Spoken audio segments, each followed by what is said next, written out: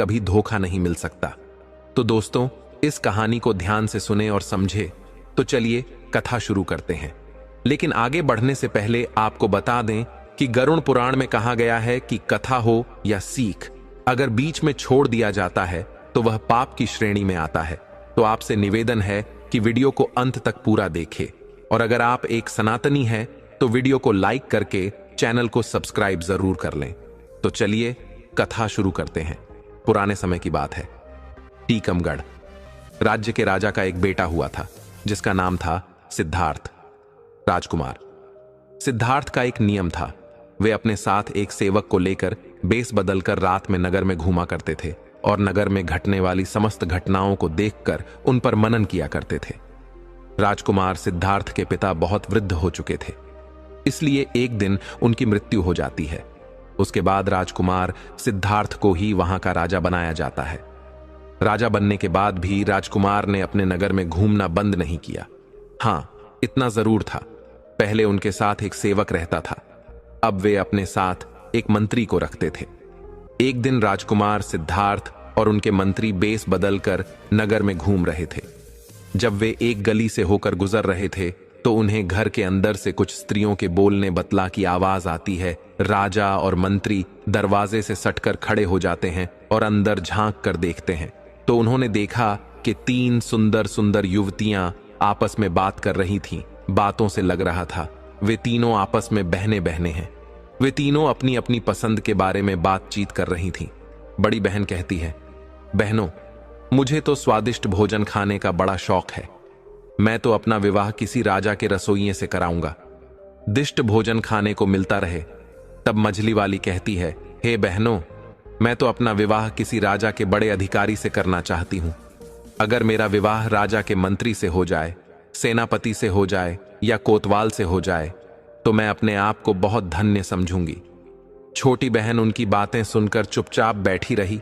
तब उन दोनों बहनों ने अपनी छोटी बहन से पूछा कि बहन, तुम चुपचाप कैसी बैठी हो, तुम भी अपनी पसंद बताओ। तो छोटी बहन कहने लगी, बहना, आओ, मेरा काम नौकर चाकर से नहीं चलेगा। मैं तो अपना विवाह राजा से करूंगी ताकि तुम दोनों के पतियों पर मैं हुक्म चला सकूं। और मैं इतना चाहती हूं कि राजा से मेरे एक ऐसा बेटा पैदा हो जो हंसे तो फूल झड़े, रोए तो आंखों से मोती टपके, जिसके एक ओर के केस सोने के हो तो दूसरी ओर के चांदी के। बस ऐसा मेरा सपना है। छोटी बहन की बात सुनकर वे दोनों बहनें ठट्ठ मारकर हंसने लगीं और कहने लगीं, बहन, तू तो हमेशा पागलों की तरह बात करती है। तीनों बहनों की बातचीत राजा और मंत्री द्वार पर खड़े सो रहे थे। तीनों की बात सुनकर राजा को बड़ा आश्चर्य होता है। राजा ने मंत्री से कहा, मंत्री जी, इस घर को अच्छी तरह से पहचान लो और कल सुबह इन तीनों बहनों को दरबार में बुलवा, मुझे इनसे कुछ पूछना है। मित्रों, राजा की आज्ञा का पालन हुआ। अगले दिन मंत्री ने तीनों बहनों को राजा के दरबार में बुला लिया। राजा ने देखा कि उन तीनों में से जो सबसे छोटी बहन थी, जो कह रही थी कि मैं राजा से ब्याह करूंगी, वह बहुत सुंदर थी। राजा उसकी सुंदरता पर मुग्ध हो जाता है। उसके बाद राजा ने उन तीनों से पूछा कि कल रात आप अपने घर में क्या बात कर रही थीं? सच सच बताना, तुम तीनों की बातचीत कल मैंने अपने कानों से सुनी थी। अगर तुमने गलत बोलने की कोशिश की तो तुम्हें राजकीय दंड दिया जाए। अब वे बातें तो उन स्त्रियों के बीच की बातें थीं, उन्हें भला वे राजा के सामने कैसे जाहिर करती। राजा ने जब उस रात की बातों के बारे में पूछा तो वे तीनों शर्मा गई। लज्जा के कारण उनकी जुबान बंद हो गई। राजा के पूछने पर उन्होंने कहा कि हमें कुछ याद नहीं है कि हमने क्या कहा था। राजा ने कहा, आप सब कुछ छोड़कर हमें फिर से वही बातें बताइए और हम तुम्हारी इच्छाओं को पूरा करने का प्रयास करेंगे। इस प्रकार मजबूर होकर के उन तीनों ने रात में हुई बातचीत को राजा के सामने कह सुनाया। तीनों की बातें सुनकर राजा बहुत प्रसन्न हुआ। उसने तुरंत अपने रसोइयों को दरबार में बुलाया और इन तीनों में से जो बड़ी बहन थी, उसका हाथ उस रसोइये के हाथ में दे दिया और कहा, रसोइये से आज से यह तुम्हारी पत्नी है और आज से तुम्हारा यह धर्म है कि तुम इसे स्वादिष्ट भोजन बनाकर खिलाओगे। उसके बाद राजा ने अपना एक मंत्री बुलाया और मझली बहन का हाथ उसके हाथ में दे दिया। छोटी वाली से कहा कि तुम्हारी यह इच्छा थी कि तुम्हारा विवाह किसी राजा से हो, सो मैं यहां का राजा हूं, तुम्हें मैं अपनी पत्नी के रूप में स्वीकार करता हूं। यह सुनकर के छोटी बहन बहुत प्रसन्न हुई। राजा ने आदेश कर दिया कि अभी इसी समय मेरे विवाह की तैयारी शुरू की जाए। राजा तो उठकर चला गया। उसके बाद राजा के जितने भी कर्मचारी थे वे सब शादी की तैयारी में जुट जाते हैं। उधर उन तीनों बहनों के विवाह की तैयारी होने लगी। छोटी बहन का विवाह बड़ी धूमधाम के साथ वहां के राजा से हो गया। बड़ी वाली का विवाह साई रसोइये से हो गया और बीच वाली का विवाह वहां के एक मंत्री से हो जाता है। तीनों बहनें अपने अपने पतियों के पास रहने लगी। छोटी बहन को रानी बनाकर राजा के महलों में पहुंचा दिया गया। मित्रों, यह देखकर उन दोनों बहनों को छोटी वाली रानी के भाग्य से जलन होने लगी। वे दोनों जब इकट्ठी होती थीं तो इस तरह सोचती थी कि हे बहन, छोटी वाली तो सचमुच रानी बन गई और हम अपनी इच्छा का बर पाकर भी उसकी नौकरानी बनकर रह गई है। हमारी छोटी बहन इतनी कौन सी हूर की परी है जो उसको राजा ने अपनी रानी बना लिया।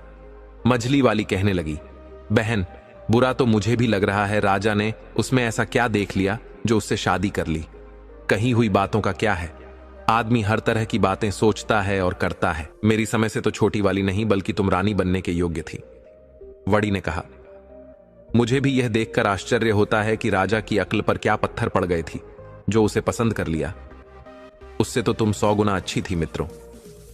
इस प्रकार वे दोनों बहनें एक दूसरे को कोसने लगी और एक दूसरे की बुराई करके अपने दिल को तसल्ली देने लगी। लेकिन कई बार डर इतनी प्रबल हो जाती थी कि मन में विचार आता था कि बहन, हम उसकी बड़ी बहन होकर भी उसके नौकर चाकर की पत्नी है और वह हमसे छोटा होकर भी हम पर हुक्म बजाती है। हम और हमारे पति उसके एक इशारे पर नाचने लगते हैं। इस तरह की बातें कर करके दोनों दिन रात अपनी छाती को जलाती रहती थी। कई बार सोचती थी कि उसे खत्म कर दिया जाए या राजा की नजरों में उसे गिरा दिया जाए, तभी हमारे मन को शांति मिलेगी। वे दिन रात इसी उपाय में लगी रहती थीं। वे जब भी अपनी बहन से मिलने जाती थीं तो अपनी हैसियत का ख्याल नहीं करती थी, बल्कि वह अपनी बहनों से इस तरह मिलती थी कि उन्हें ऐसा न लगे कि वह उसे नीचा दिखा रही है। लेकिन छोटी बहन अपनी दोनों बहनों से बहुत प्रेम करती थी। सभी लोग जानते थे कि दोनों नौकरों की पत्नियां हैं और उसकी बहन रानी है। मित्रों, कुछ महीनों के बाद रानी को गर्भ ठहर जाता है। यह खबर पाकर राजा को बड़ी खुशी होती है। इधर छोटी वाली बहन से मिलने में दोनों बहनें भी पहुंच जाती हैं और कहती हैं, बहन, इस बात की बड़ी खुशी हुई है कि तुम मां बनने वाली हो। अब तो हम दोनों बहनें ही बच्चे के जन्म तक तुम्हारी देखभाल करेंगे। रानी ने कहा, इससे अच्छी बात हमारे लिए और क्या हो सकती है। तुम मेरी बड़ी बहनें हो, मेरी मां के समान हो। तुमसे बढ़कर भला मेरी देखभाल कौन कर सकता है।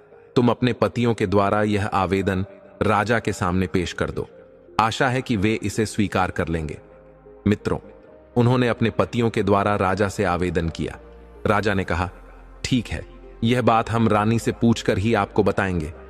राजा ने अपनी रानी से पूछा तो वो खुशी खुशी तैयार हो गए। अब तो राजा ने उन दोनों बहनों के लिए रानी के पास रहने और उसकी देखरेख करने की अनुमति दे दी। वे दोनों बहनें रानी के पास महल के अंदर रहने लगी। अब उन्हें अपनी दुष्टता का प्रदर्शन करने का पूरा मौका मिल गया था। इधर जब रानी के बच्चे का जन्म होने का समय आता है तो उन्होंने सारी दास दसियों को वहां से हटा दिया। इधर रानी ने एक बहुत ही सुंदर पुत्र को जन्म दिया। पुत्र को देखकर उन दोनों बहनों की जलन और भी चौगुनी हो गई। चुपचाप उन दोनों ने उस बच्चे को महल के बाहर ले जाकर एक कंबल में लपेटकर एक लकड़ी के संदूक में रखकर नदी में बहा दिया और वहां से एक मरा हुआ कुत्ते का बच्चा उठाकर रानी के पास लाकर रख देती है और महल की सभी दास दसियों को बताया कि रानी ने एक मरे हुए कुत्ते के बच्चे को जन्म दिया है। ये बात सुनकर सभी हैरान रह जाते हैं। इधर राजा को जब यह मालूम हुआ तो वह भी क्रोध से लाल पीला हो जाता है। राजा कहने लगा कि ऐसी स्त्री का मैं क्या करूंगा जो कुत्ते के बच्चों को जन्म देने वाली है। मैं तो इस रानी को मरवा दूंगा। राजा को ऐसा कहता देखकर मंत्री ने उसे समझा बुझाकर शांत किया। इधर वो संदूक नहर में बहता हुआ जाने लगा। नहर जो थी वो राजा के बगीचे से होकर जाती थी। बगीचे की रखवाली के लिए जो सिपाही नियुक्त किया गया था, उस सिपाही का घर भी नहर के किनारे बना हुआ था। उसने नहर में जाते हुए एक लकड़ी के संदूक को देखा तो उसे निकाल लिया। उस संदूक को खोल कर देखा, उसमें एक अत्यंत सुंदर तेजवान बालक लेटा हुआ था। बालक को देखकर सिपाही बड़ा हैरान होता है। किस बालक को नहर में भला किसने छोड़ दिया है? उस सिपाही ने ज्यादा सोच विचार नहीं किया कि बच्चा नहर में किसने डाला है, क्यों डाला है। उसके भी कोई संतान नहीं थी, इसलिए वह उस बच्चे को उठाकर अपनी पत्नी के पास ले आया और बोला, भाग्यवान, आज हमें भगवान ने एक बच्चा दिया है। बच्चे को पाकर उसकी पत्नी भी बड़ी खुश हो जाती है। उस दिन के बाद बिना किसी से चर्चा किए उस सिपाही की पत्नी उस बच्चे का पालन पोषण करने लगती है। धीरे धीरे 1 वर्ष बीत जाता है। उधर दूसरे वर्ष रानी ने फिर एक और पुत्र को जन्म दिया। इस बार भी उसकी बहनों ने उसी तरह की दुष्टता करके बच्चे को बाहर ले जाकर नहर में फेंक दिया और रानी के पास एक मरी हुई बिल्ली का बच्चा लाकर रख दिया। बिल्ली को देखकर राजा का क्रोध सासवा छूने लगता है। पूरे राज्य महल में फिर से मातम छा जाता है। राजा इस बार रानी को मार देना चाहता था। राजा को अत्यंत क्रोध देखकर मंत्री ने फिर उसे समझाया और रानी को मारने से बचा लिया। अब धीरे धीरे राजा और राजमहल के लोगों की नजरों में रानी के लिए सम्मान कम होता जा रहा था। मित्रों, आपको बता दें, किस बार वह नहर में बहता हुआ बच्चा उसी सिपाही को मिल जाता है। उसने दूसरा बच्चा भी ले जाकर अपनी पत्नी को दे दिया और उसे अपने बच्चे की तरह पालने लगी। कुछ दिनों बाद रानी ने एक और बच्चे को जन्म दिया। इस बार रानी ने एक बेटी को जन्म दिया था, लेकिन उस रानी की दुष्ट बहनों ने उस बेटी को भी पहले की तरह उठाकर नहर में फेंक दिया। वो बेटी भी उसी माली के हाथ लगती है और अपनी बच्ची की तरह उसका भी पालन करने लगते हैं। इधर राजा अपना क्रोध इस बार नहीं रोक पाया, क्योंकि रानी की दुष्ट बहनों ने रानी के पास एक मरी हुई छछूंदर को रख दिया था। राजा सोचने लगा कि इस रानी की वजह से तो हमारी पूरे नगर में बदनामी हो गई है। सब लोग यही कह रहे हैं कि रानी तो कुत्ते बिल्लियों को पैदा करती है। लगता है कोई कुल कलंकिनी राजा के घर में आ गई है। अब तो मैं इसको बिल्कुल नहीं छोड़ूंगा। इधर राजा की मनसा को भली भांति समझने के बाद में उस मंत्री ने हाथ पैर जोड़कर निवेदन करके रानी को मारने से बचा लिया। मंत्री ने कहा, महाराज, इसमें रानी का क्या दोष है? इसे जान से मारने के बाद भी आपके घर में बेटा बेटी नहीं हो जाएंगे। इसीलिए उचित यही होगा कि आप रानी को मारने की बजाय रानी के पास जाना छोड़ दें। राजा ने कहा, मंत्री जी, अगर तुम कहते हो तो मैं रानी को जान से नहीं मारूंगा, लेकिन मैं इसको सजा जरूर दूंगा, और ऐसी सजा दूंगा जो मृत्यु दंड से भी बढ़कर कष्टकाक होगी। इस बार सजा के बारे में मैं तुम्हारी कोई बात नहीं सुनूंगा। इस बार राजा ने एक चौराहे पर एक जेल नुमा महल बनवाया। उसमें एक लकड़ी का पिंजरा रखा हुआ था। उसी पिंजरे में रानी को बंद करवा दिया। राजा ने यह आदेश करवा दिया कि इस चौराहे से जो भी निकल कर जाएगा वो रानी के ऊपर थूक कर जाएगा, और जो व्यक्ति ऐसा नहीं करेगा उसे भी ऐसी ही कठोर सजा दी जाएगी जो इस रानी को दी जा रही है। राजा का यह फरमान मंत्री को बहुत बुरा लगा। मंत्री सोचने लगा कि इस सजा के योग्य तो इस रानी की दोनों बहनें हैं। बेचारी निर्दोष रानी अब तो बिना करे की सजा पाने लगी। उधर रानी के वे तीनों बच्चे उस माली के घर में पलकर बड़े हो रहे थे। माली ने उनकी शिक्षा दीक्षा कराई। धीरे धीरे वे सभी विद्याओं में पारंगत हो गए। इधर धीरे धीरे तीनों बच्चे से आने होते हैं। उधर उस माली और माली की पत्नी की कुछ दिनों बाद मृत्यु हो जाती है। उनके मरने पर उनका अंतिम संस्कार करके तीनों भाई बहन मिलकर उस घर में रहने लगे। दोनों भाइयों को राजा के यहां नौकरी भी मिल जाती है, परंतु उनकी कभी राजा से भेंट नहीं हो पाई थी। एक दिन दोनों भाई शिकार खेलने को जाते हैं। उनकी बहन घर में अकेली थी, सिर्फ उसकी 2 दासियां उसके साथ थीं। उसी समय उसके यहां एक बड़ी मां आती है और उससे कहती हैं, बेटी, मैं तुम्हारे यहां कुछ समय के लिए ठहरना चाहती हूं। लड़की ने तुरंत अनुमति दे दी। लड़की ने बूढ़ी मां को भोजन कराया, उनकी खूब सेवा की। अपने घर के आसपास सुंदर बाग, बगीचे को और तालाब को दिखाया। वहां का सुंदर वातावरण देखकर बूढ़ी मां का भी हृदय खुशी से गदगद हो गया। लड़की ने पूछा, अम्मा, मेरे महल और बाग के बारे में तुम्हारी क्या राय है? क्या कोई और चीज की कमी है जो यहां होनी चाहिए? बुढ़िया ने कहा, बेटी, यह प्रश्न मुझसे न करो तो अच्छा है। मैं कहूंगी तो तुम कहोगी कि यह 2 टके की बुढ़िया मेरे महल और बाग में नोकस निकालने आ गई। लड़की ने जोर देकर कहा, मैं ऐसा कुछ नहीं कहूंगी। तुम जो कुछ भी कमी इसमें समझती हो वह मुझे बताओ, मैं उसे पूरा करने की कोशिश करूंगी। तब बुढ़िया ने कहा, बेटी, यह सब कुछ तो तुम्हारा ठीक है, किंतु मेरी समझ में यहां पर 3 चीजें और आ जाएं तो संसार में तुम्हारा बाग सबसे सुंदर हो जाएगा, लेकिन उनका मिलना बहुत कठिन है। वो 3 चीजें क्या हैं? ध्यान देकर सुनो। एक तो है, बुलबुल मनुष्य की तरह बोलती है। जब वह बोलती है तो उसके आसपास सैकड़ों हजारों चिड़ियां जमा हो जाती हैं और उसके स्वर में स्वर मिलाने लगती है। दूसरा है एक गाने वाला पेड़। उसके पत्ते मोटे और चिकने होते हैं। जब हवा चलने पर पत्ते एक दूसरे से रगड़ खाते हैं तो उनसे मधुर संगीत निकलता है। उस संगीत को हर कोई सुनने वाला मुग्ध हो जाता है।